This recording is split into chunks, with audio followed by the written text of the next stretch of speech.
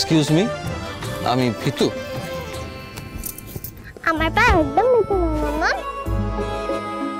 জানো পা, আমায় না মারপিট করতে একদম ভালো লাগে না। দ্যাটস অ্যাবসলিউটলি ফাইন বেটা, সবার তো সবকিছু ভালো লাগে না। তাহলে আমার তিন্নি মায়ের কি ভালো লাগে? ছবি আঁকতে আর গান গাইতে, আয়ুষ দাদার মতন। এই না হলে আমার মেয়ে, দেখেছেন বনি, আমার মেয়ে আমার মতো ছবি আঁকতেই ভালোবাসে। আমি অনেক এঁকেছি, দেখবে তার আমি আঁকার খাতাটা এক্ষুনি নিয়ে আসছি। আরে আস্তে দিদি ভাই, আস্তে, আমিও আসছি। ব্যাস হয়ে গেল, আমি আর ওকে ক্লাসে পাঠাতে পারবো না। আচ্ছা ঠিক আছে বনি, যেটা চাইছে না কেন জোর করছো? জোর করছি মানে?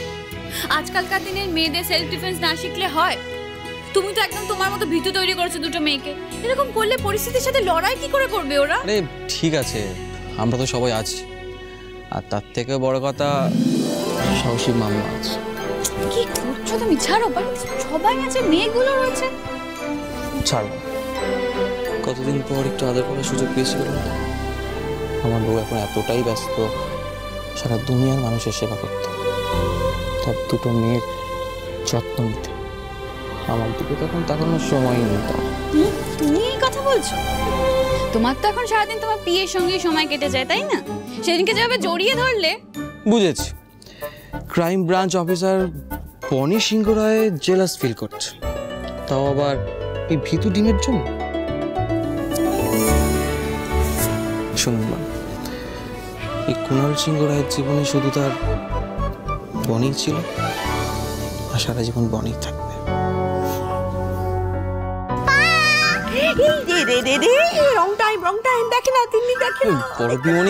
কি হচ্ছে? দেখি দেখি তিনি কি ছবি এঁকেছো? হ্যাঁ বস, ওই দেখো তোমার মামামের ফোন চলে এসছে, ব্যস্ত হয়ে পড়বে, আমাকেই দেখাও। হ্যাঁ বীর, বলো।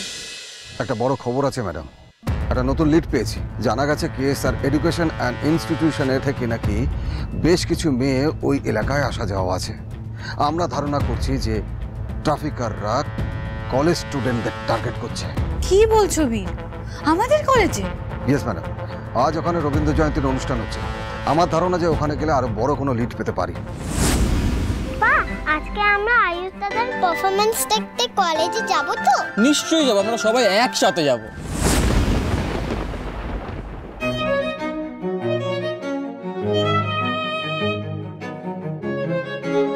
অ্যাটেনশন গাইস, এদিকে এসো সবাই, এদিকে এসো।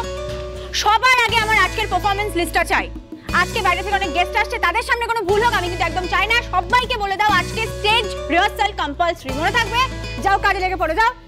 ভাই ছড়াবি না কিন্তু যদি কোনো ভুল হয়েছে। আরে বাবা কি করছিস তোরা? এটা এখনো কমপ্লিট হলো না, সাজানো তো শুরুই হলো না। এটা বেকার লাগিয়েছিস কেন বলতো? শুরু কর। এবার দেখো তো ঠিক হয়েছে কিনা। আর বাবা উঁচু কর, এদিকটা একটু উঁচু কর, ঠিক করে সাজাবি। ভুল যেন না হয় দেখে নে কিন্তু, ঠিক আছে? তাড়াতাড়ি সবাই তাড়াতাড়ি তাড়াতাড়ি। তুই স্টেজের ওই দিকটায় মুখ ফিরিয়ে শুয়ে থাকবি, মুখ ফিরিয়ে। গুরু গুরু গানটা হলো, চিত্রাঙ্গদা ঢুকলো, ওর পা লাগলো, ঠিক তারপরেই তোর লাইন। অহো কি দুঃসাহস, স্পর্ধা এখান থেকে, ঠিক আছে? আমি এসব পারবো না, এই নাচ গান আমি এসব কোনোদিন করিনি, আমার এসব দ্বারা হবে না, আমার দ্বারা হবে না। না করলেও আমি শিওর তুই পারবি। আর আমি এটাও জানি তোর এই পারফরমেন্সটা মেশুর খুব পছন্দ হবে। দিদি ভাই, চিত্রাঙ্গদা হচ্ছে গো। এটা না আমার খুব প্রিয় নৃত্যনাট্য। এই দেখুন না, জোর করে অর্জুন করাচ্ছে আমাকে দিয়ে। জোর করার একটা কারণ আছে আয়ুষ, এটা মেশুর জন্য একটা সারপ্রাইজ। মেশুর পুরনো স্মৃতি আবার নতুন করে জাগিয়ে তোলার জন্যই এটা করা। জানো গঙ্গা, আমাদের ছোটবেলায় একবার খড়িমাসি আর মেশো এই নৃত্যনাট্যটাই করেছিল।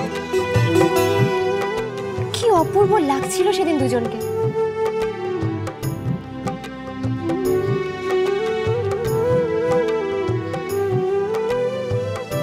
আর সেই জন্যই আমি জানি যে এই সেম পারফরমেন্সটা আয়ুষকে করতে দেখলে মেশো খুশি হবেই। আয়ুষ, রিহার্সালের কি হবে? আর রিহার্সাল ভালো লাগে না তো। আর গঙ্গা, তুমি রেডি তো? রেডি? আমি রেডি কেন হব? মানে আমি তো কিছু করছি না। কে বলেছে আপনি কিছু করছেন না? আজকে আমাদের রবীন্দ্রসঙ্গীত ইভেন্টটা তো আপনি ওপেন করছেন। কি আয়ুষ, প্রতিবার তো ওপেনিং পারফরমেন্স তুই করিস।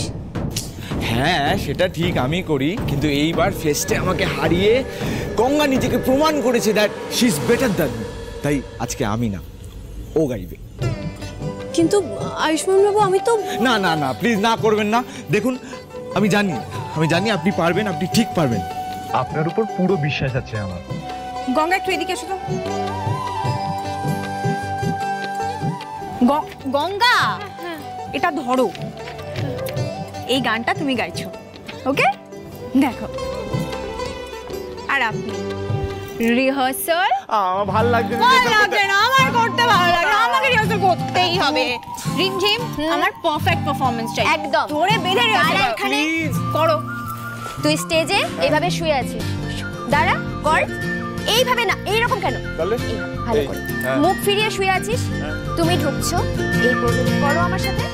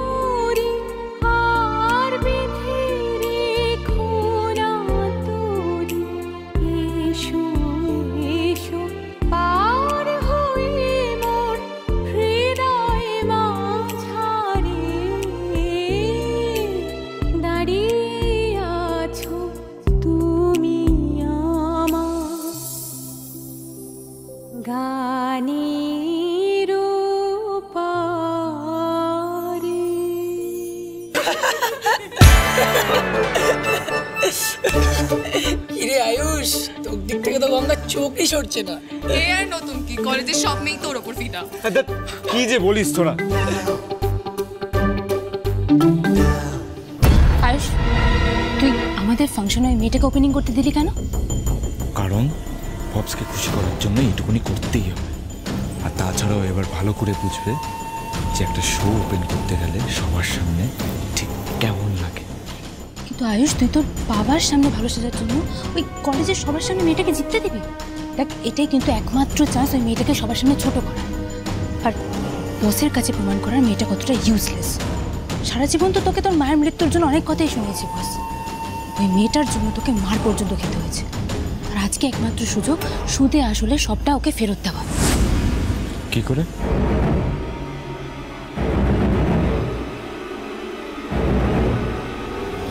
সেটা তুই আমার উপর ছেড়ে দে। আজ আমি এমন ব্যবস্থা করব যে গঙ্গা স্টেজে তো উঠবে, কিন্তু গানটা গাইতে পারবে না।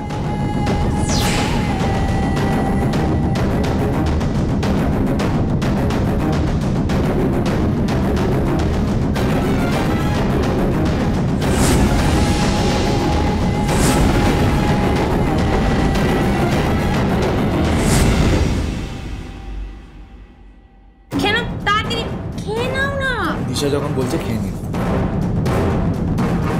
আজকে রবীন্দ্র জয়ন্তীর অনুষ্ঠান আমরা শুরু করব গঙ্গার গান দিয়ে।